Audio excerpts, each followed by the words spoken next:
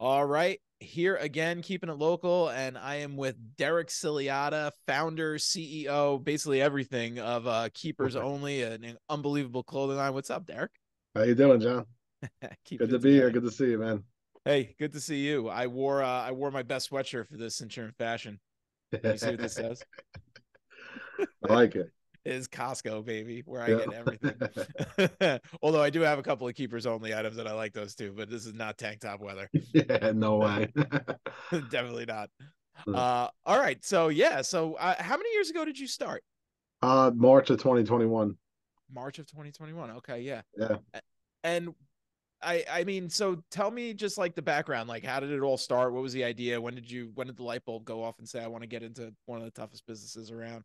Yeah. So it's funny because it really stemmed from boredom during COVID and kind of being home and buying stuff I didn't need offline. And I had bought some random stuff off ads from like two or three different brands just because I was bored. It's just everyone was sitting home. I'd buy a t-shirt here and there, and some of the stuff that would come through, I liked it, and I'm like, and like I checked one of the pages, and the people only had like 1,000 followers, and I'm like, this is like I bought something from like a really small business.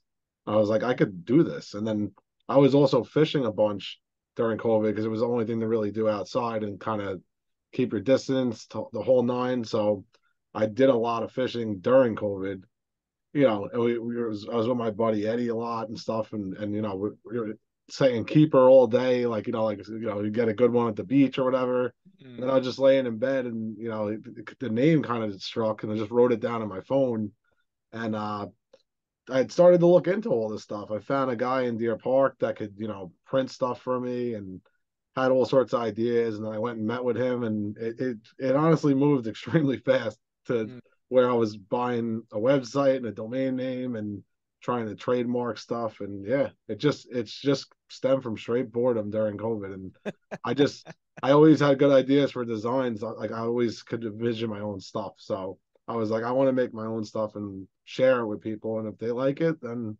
you know, good. you know, Yeah, absolutely. I mean, it seems like people are liking it for sure. Like your stuff's awesome. Thanks, man. Um, See, it's doing well. So yeah, I mean, so like I love that you were just sitting in your like the name yeah, just kind of yeah. popped into your head.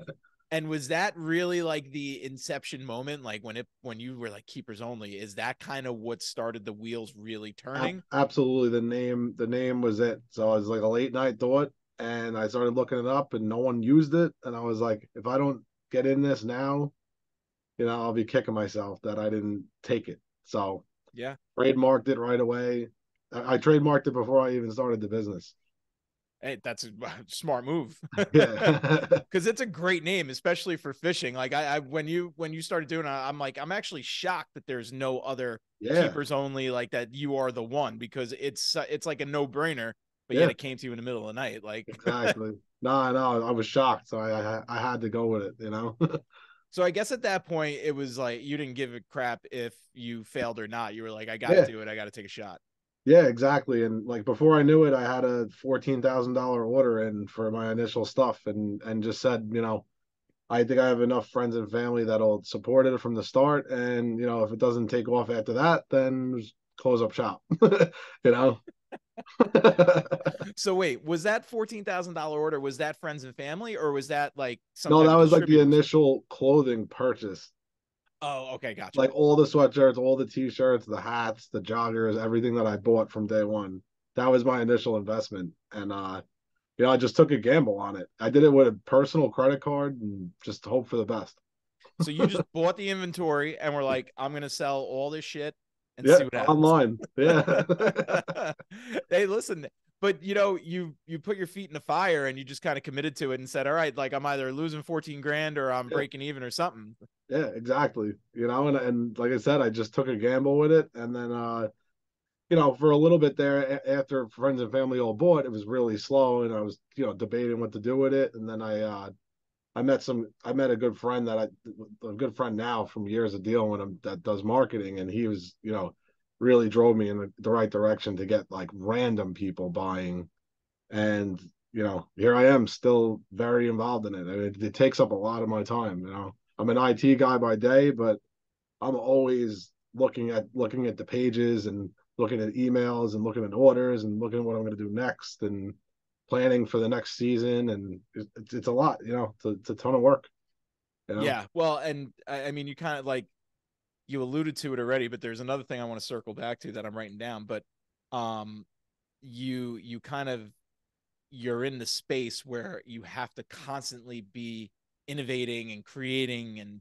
putting out new stuff, because you Yep, can't just let the old stuff sit there. Otherwise, everyone's like, exactly. I already got this. So you've got to be constantly.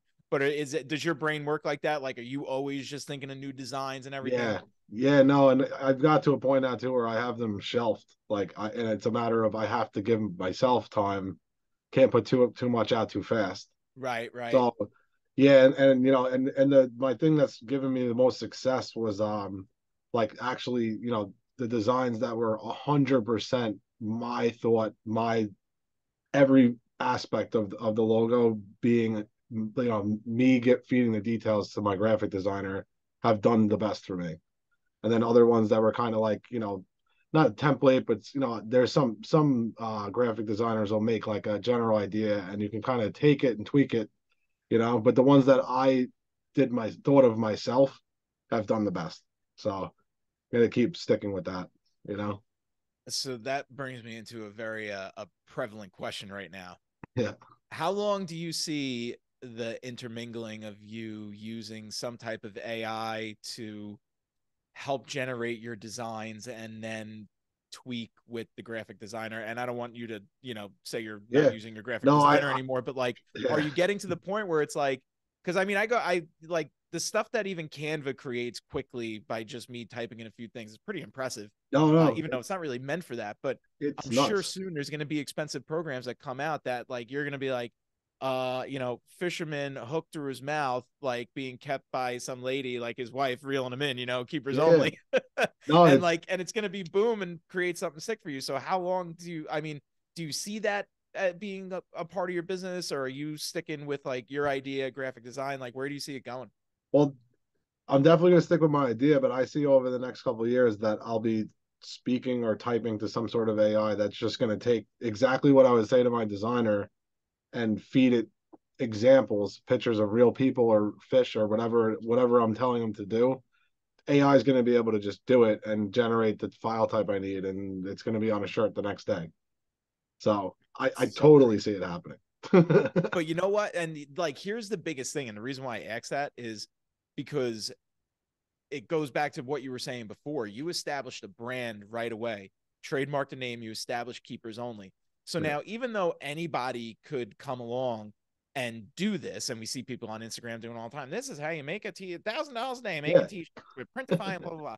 But nobody has keepers only. Like, you've created a brand that has a following, that has people that are constantly buying from you, and now I see this as more of like an enhancement than a detriment. But I'd love to hear your take on it too. Like, do you Yeah. see it as No, an enhancement? absolutely. I mean, I think AI all around is just beneficial. I mean, I use AI now for photo editing. It's insane what you could already do with it. I'll take a picture of shirts that I have on the floor on my carpet, and they're on the beach, and no one's gonna say they weren't on the beach. They Yeah. were there. Like, how could you argue?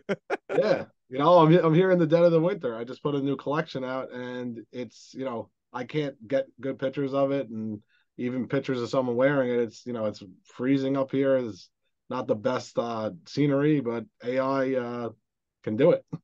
Makes it all work. Yeah. I Yeah, mean, I see so many benefits to it. I see the downsides too, but even like, I was explaining to some people I work with, I'm like, yeah, no, like, I do bedtime stories with it with my kids, and they're like, what? And I'm like, my daughter's 4. She's very creative. She loves drawing and all. She loves drawing, everything, and she loves unicorns, obviously, and rainbows. So she gave me like a character name. She wanted a certain type of story. Like, she wanted a dinosaur unicorn that met a crazy dinosaur, but they wound up being friends. And within 2 minutes, ChatGPT's popping out this story.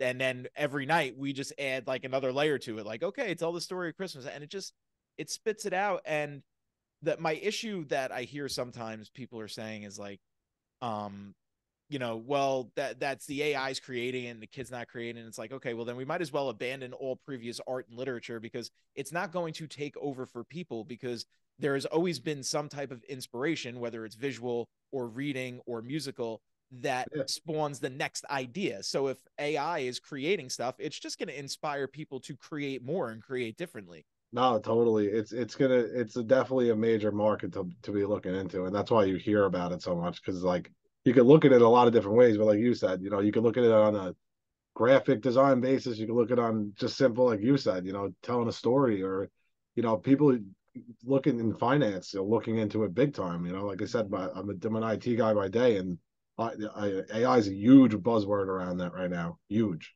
Yeah. So you know, It's starting to be a huge buzzword in real estate too. Like people are talking yeah, about it all the time, and bringing in, using it as a tool and bringing it in many different ways. And I don't really see.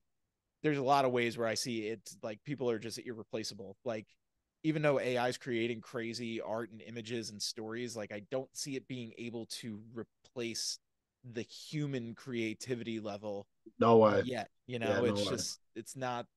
I don't see how it happens because we have so much going on and there's so many different ways we can go. Like it can only create what you tell it. It hasn't really like been inspired yet. Let's put it that way. Yeah, yeah, like there's still a human factor to it for Yeah. sure. Feeding into it. So I wanted to circle back to what you were saying before, business wise, because you said you kind of hit a slow point, and then you got in touch with a friend who kind of turned your marketing around. Do you yep, mind diving into that a little bit and just yeah. explaining what happened? So it was a little combination of both. Like my original stuff that I put out was very just like simple, like my main logo and then just some like text style logos with like the name kind of in them. And then I had put out my one called the Tuna Slayer, which was like a graphic shirt. And I had came up with that myself. I worked with a designer a couple times to modify it until I thought it was good. And it happened at like the same time. I was working with this marketing guy. I started setting up my Facebook and Instagram ads to get this stuff in front of the right people, along with that coming out and being the first like ad I was running for the business. It just like I got such good feedback right away. Nice. And it almost defined the look for the company based off the first graphic that I did. Like that's what I'm going to be known for, just because it's I even still sell it because it's just like people see that and associate my brand with that look. Mm-hmm. And people message me all the time, put this fish in his hands, do this fish, do this fish, from all over the US, So, you know, it's it pretty much my customers defined the brand. They defined which direction it was going to take off in, in That's a really cool. matter of no time. So So are you actively taking feedback from people and making always, things based on what they want? always, yeah. And what's really good now is I've met so many people just from being very active with the page and meeting fishermen from all over the US, but mostly I talk most with the Northeast guys. Mm-hmm. And when I draw something up, I send it to them first before I even put it out to the public. I say, Yeah. what do you think? What do you think? Maybe should I change the text? Blah blah. I ask for feedback from my guys that support me most and are out there doing it. Commercial fishermen, recreational fishermen. I get the grip from them. I'm trying to figure out like should I go with this or not or rethink it. Right. Yeah, go to So the experts. yeah, exactly. So you know That's pretty awesome. How fast did you go across the US with your sales? Like how quickly did that pick up, or how long did it take you to get to the point where people all over the US are buying your stuff? I would say in that first month of really like launching the my tuna slayer graphic, and there was an ad running with it, and it targets the whole United States. It's not tied to certain states.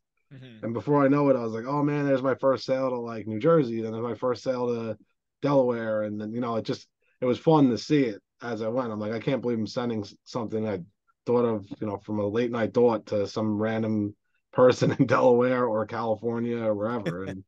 And now it's just, it's been a while now, and it's just like I have stuff all over the place, and it's awesome to hear like, especially up here. I know a bunch of guys in different marinas, and they tell me they just see random people walking down the dock with it on, or going on a different charter boat, and I'm like, that's really really awesome to hear. You know? That's probably one of my favorite things about your Instagram is like whenever I see your stories, it's just literally, people tagging keepers only wearing the stuff. It's never you like promoting, it's never you talking about it. It's just Yeah, everybody wearing it. And it's like it creates the idea for like me, a customer, to be like, oh, everybody's got this. Like if I'm a legit fisherman, like I should probably have keepers only. yeah. No, it's true, and like the biggest thing behind it too is that like I love to be comfortable, and I spent a lot of time finding the best garments that were comfortable and held up with the dryer and things like that, and people see it, like especially first time buyers too. Like they'll give me great feedback and be like, "This is the best hoodie I ever bought. Like it's so comfortable, it's so soft. It's, I like the feel of it. The Yeah. graphic looks great on it. So I really emphasize the comfort factor in it. You know? It's such an important piece, and I do have a little bit of experience from the t-shirt business, Yeah, where we used to just rip like a 500 shirts for like camps and stuff, quick, like yeah, single color screen pressing and stuff. exactly. And then um, just hand them out. Yeah, yeah, like, and then when you start, I remember starting to, we expanded a little bit because we were doing good, we had a lot of business, but then you start getting more niche with teams, and then you get into different areas that are a little more affluent, and they start wanting different clothing because it's like, yeah, the clothing you could get from certain distributors is such cheap garbage. Like yep, it's exactly. so bad. So Um, bad. like 2 washes, it's done. Yeah, It's shrunk, and like I'm a big guy, like I can't have my clothes shrink, yeah, like, and the stuff feels terrible. Like the sweatshirts are thin and crappy, yep, and God forbid you're heat pressing, you're just gonna see the big patch on them no matter what. yep, It's just a lot of it's just trash, and that's why you get it so cheap. But that's why people also like this business. yep, And not saying you, but people who want to like cater to sports teams and stuff, a lot of them are just using all the same stuff. I'm like, it doesn't. There's certain companies now that I know that use really good material and do it a different way, but a yep. lot of them, like generic ones, are just using the same Port and Company t-shirts that I used to buy for No, 85 exactly. cents a shirt. It's funny when you get your feet wet a little bit into the business that you really start looking at tags and looking at what it is, or asking like, I even have car friends now that have like, they'll make merch for their car on it. I'll literally message them and say, what blank is it? Because Yeah. then I know which size to get, or if I know it's going to be crap or not. Like, Mm-hmm. I want to know what they're doing because, like you said, if you go to a screen printer, they might just be like, all right, get the cheapest Gildan shirt you could possibly get, and it's going to be destroyed in one wash. So it's Yeah. like, so No, I we'll could give you the good thank, stuff. We'll give you Sport Tech. yeah, yeah, exactly. That's what I'm saying. So it's like, it's not, this whole business isn't rocket science. Most brands, you'd be surprised, they're using all the same stuff. They're just ripping the tags out of it. Yeah. So I'm not it's surprised there's at no all. secret to it. The brand image and the graphics or whatever you're doing with it is what's going to sell it. Mm-hmm. You know, and it even goes for these high end, streetwear brands and stuff like that. They'll sell like a $500 T-shirt. It's probably like a Hanes beefy tee with the tag ripped out of it. So it's, it's not, it's all about the brand. Yeah. It's all about the brand. That's it. At the same time, that's the only way to survive at this point, because there is so much access to having your third party stuff set up where someone's coming and clicking, you're making a quick design, or you're letting Canva make the design now, and you're Yep. doing all the things that you see. So it's very easy for people to produce stuff, but it's not easy to create what you've created, which is going out there and sourcing the best materials, Yep. finding out what people like, speaking to pros who say this is cool, Yeah. and then moving on and doing that, because that's really what it takes at this point. Like another whole aspect to this is like people are going to shift to, it's always going to be about money at some point. There's always going to be the cost, but there's going to be now I think a much deeper focus on cost and quality and how those two compare, because Yeah. there's going to be a lot of dog shit out there, plain and simple, pardon my French. Like there's going to Totally. be a lot of shit that might look cool, but it's going to be garbage. And then Yeah. there's going to be people like you who are putting out a really good product, it's not crazy expensive. It's fairly priced for Yeah. what you're actually providing. And that's who's going to win, I think. Yeah. And that was always what I always looked at too, was like, I think it's crazy how expensive things like a hoodie have became. Like if you went to your local mall and bought a hoodie, you're probably paying $65, $70 plus tax. Yep. So I try to keep my hoodie, I'm trying to, as long as I can, keep it at just $60. I'm never going to charge more than that unless I do some sort of really expensive ink type manufacturing where like it's actually costing me a lot more to get it made. Right. But outside of that, I like to keep my price point where it is because people don't bat an eye. And then when they get it, if they're first time buyer, they're like, oh my God, this thing is so soft and the print quality is awesome. And it didn't get destroyed after one, dryer session here. And, Mm-hmm. so, Yeah. it's been good. I get good feedback. I like getting feedback, and I like when people contact me, like if there's any issue before they just write a bad review. Like that's the Right. first time I see the issue is a bad review. It's never a fun way to go about it. But I always I'm huge on my customer service. I always do right by the customer. Especially if it was my fault. you Yeah. I was know. going to say, how do you handle your bad reviews? Like what, like Yeah. you got an example? Yeah, so like I some like one time the guy just wasn't happy with the sizing and didn't email me at all about swapping it. I swapped stuff for free. Oh, Well, okay. I would have sent him a label and paid to get it back to him, and he just wrote it. And then it's funny, like some people were mad at first, and then you're really kind in an email, and then their whole demeanor changes, and then all of a sudden they're writing another review and discrediting their original one in the end of it. That's a good example of mine, you know. So it sounds like you handled it right. Yeah. And it just blows my mind how quickly, like, because I'm a big, I I'm a huge supporter of small business, like, and like someone like you doing stuff like this to me is like I just want to pump everybody up who's doing great stuff. And I don't just, it's not a blanket thing for me. Like I've seen what you do, so it's rock solid. So I'm like happy to promote it. um but like it amazes me how quickly someone is just willing to go online in the public forum and torch someone who's working really hard. People are trying to make a living. Everyone's doing what they need to do. And it's just like, oh, I am going to go take them down with a bad Yeah. review. And No, it's and like, I've had multiple scenarios of that too. And I'm like, what is your problem with me? right. Like it's almost comes down to it. Like, like why are you so disgruntled? It was a $25 t-shirt. It's like, Like, how can I help you? Do you want a new yeah, one? I'll do it. Like, I just want to yeah. make you happy. No, exactly. So it's like, you just, there's just some people out there that are just difficult, and Yeah. I try to handle it the best I can. And if not, I'm not going to take bad reviews off my website. If that's what they want, I'll put my response in the public eye because it's the true response. And he or she can figure out, how they want to handle it from that point. Yeah.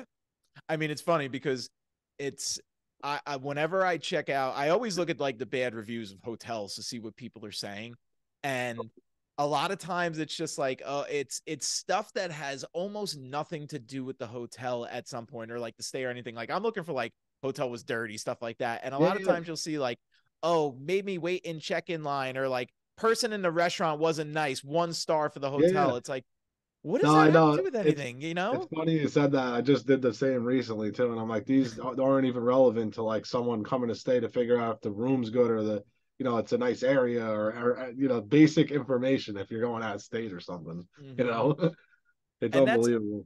but it's so important. I mean, online reviews are huge. They're massively important to everybody who's doing any type of business. So it's makes so much more sense to, if you want to write an honest review, write an honest review. But if you're going to give something a bad review, explain why it's a bad review. Explain why whatever you're saying correlates to that business deserving whatever stars you're giving it. Yep. And just make sure you're being honest and justified, because there's no need to absolutely go out there and torch somebody just because you're unhappy with something. It's like, I wouldn't torch somebody until like I tried several times to give them the opportunity to make it right, and they refuse to make it right or stand their ground and Yeah, like yeah, tell me that, at some point, like, yeah, I might do a bad review. Like we went, I'm not going to say the name of the restaurant, but it was a restaurant we yeah. used to go to a lot. Um and I went in there one time for takeout, And while we were at takeout, we were having a couple of drinks at the bar, and our tip was based on like the bar bill and some left over, but it wasn't like a full tip on the takeout order. Yeah. And the bartender came over and she was like, was there something wrong with the service? But the way it was delivered and the way it was Yeah. said, I was Yep. like, and first of all, like we did mess up. Like I messed up the way I did the tip at first. So it was lower than and I'm a good tipper. Like it's not tipping, I believe it. It's over tipping. My boo habit. Okay. For anybody who hasn't seen that movie, like I am a good tipper always. Because I respect the people who are working there. But the way it was done and the way it was handled by this person, I was like, that was not the way to do it. It was borderline rude. It was insulting. And I'm Yeah. like, if I screw up, like, especially with someone's tip, like I'm going to be, oh my goodness, I made a mistake. Yeah. Let me fix that because I Yeah. understand what everybody went through, especially the last few years. But Yeah. it's all about the way you handle it. And it's like, I made it right. I did exactly what I meant to do that I accidentally screwed up on, but they've now lost me as a customer forever. And that may not hurt them, it may not sting, but I'll never give them a good review and Yeah. I'll never go back. So it's Oh, like I you know. lost future business because of that. Yep. No, I know. And I've seen a lot of that lately too. I've even heard of wedding halls doing that. I've heard of maitre d's counting their tip while you're still at your wedding and then approaching and saying it's not enough. Stop. Yep. That didn't happen to you at your wedding, did it? No, no. Wasn't me, but it was a credible source. And like it's the similar scenario to what happened to you. These things happen, and it's people handling stuff very wrong, you know. Yeah. I mean, you think about it, like, especially in that moment when, like, you're talking about your wedding, like, supposed to be one of the happiest, best days of your life. Yeah. And you have someone coming over and telling you didn't tip the correct amount. It's like, Yeah. okay, there's a time and a place to have this discussion. Like, Yeah, you have my not information. now. Yeah. Exactly. Not now. Leave me alone right now. Right now, I need another round of champagne.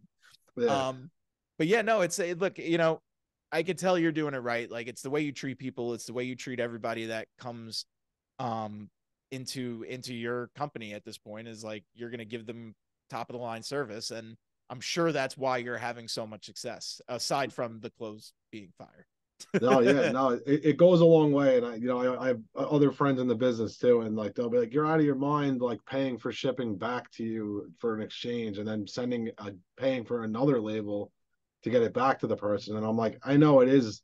I'm losing my whole profit, but people see that customer service, and then they're happy with that product. They're gonna keep coming back. They're on my email list.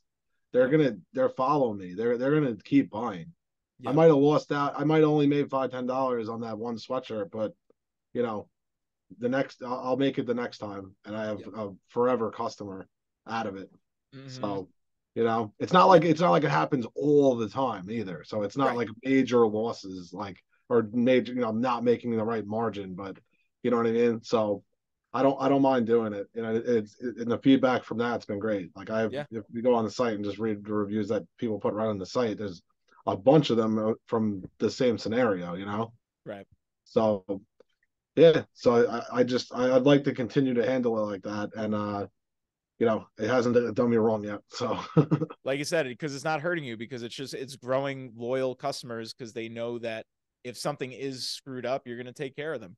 yeah, yep, And that's more important to me, honestly. Like that's why I love Costco. Like I yeah, don't like something, I bring it back, no questions asked. It's yep, done. Like I don't have to. There's nothing I have to deal with. All I got to do is, well, I don't even need the receipt. I walk in, I'm like, yeah, here it is. Go check the computer. They're yeah, like, thank you, Mr. Garcia. Take it back. It's like that's what I want. I just want to be treated well, and but that also makes me want to treat people who I'm working with well too, like, or who I'm working for.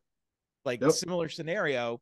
Um, Even with real estate, so like a lot of times people want to negotiate, and we do have commissions that are negotiable. And, people will say, well, will you do it for X? I can't say what the numbers are, yep, but it's like, well, I don't even talk about like a negotiation with commissions anymore. I literally have a menu. I have a pricing menu, and I have like bronze, silver, gold. Here's the 3 levels. Here's what you get. Like at bronze, you get all of these things, which is pretty much the same, if not more, marketing and other things that we do that like every other real estate agent does with their listings. And then silver is, and it's everything else plus bronze. And then gold is even more than anybody does. And yep, it's listed there, and it's at a different thing. And then there's no more negotiation. There's no more yeah, like, will you do less? It's like, look, here's what I'm doing this is the service I'm providing, and this is how much it costs me to provide it, and this is what I charge for it. And people respect it and they understand it. I have not been haggled with once or tried to have my commission haggled down since then, Yeah. because it's just clearly laid out for you. It's like, here's what I'm going to do, step by step, everything. It's a Yeah. checklist, and Yeah, people respect that. the clear layout's good. You know, it's just straight to the point. This is what you're gonna get, you Yep. know. And that's what So people want. They want to know that they're going to be taken care of at totally. the end of the day, no matter who's using them, who isn't. Like, they just want to know that someone is going to do right by them. That's the most Yep, important. for sure. Yeah. All right, listen, buddy. Good talking to you. I got to run. I hear Yep. a dog upstairs that's like scratching at the door. Um, but thanks for jumping on. Appreciate it. And I'll have all your links in here and stuff. Yep. But Oh, it's yeah, good I can't wait. talking. Yeah, it's been good talking to you too. I Yep. can't wait to see the next line of clothing that's coming out. Thank you, man. Appreciate it. All right, take it easy, buddy. Yeah, take care, man.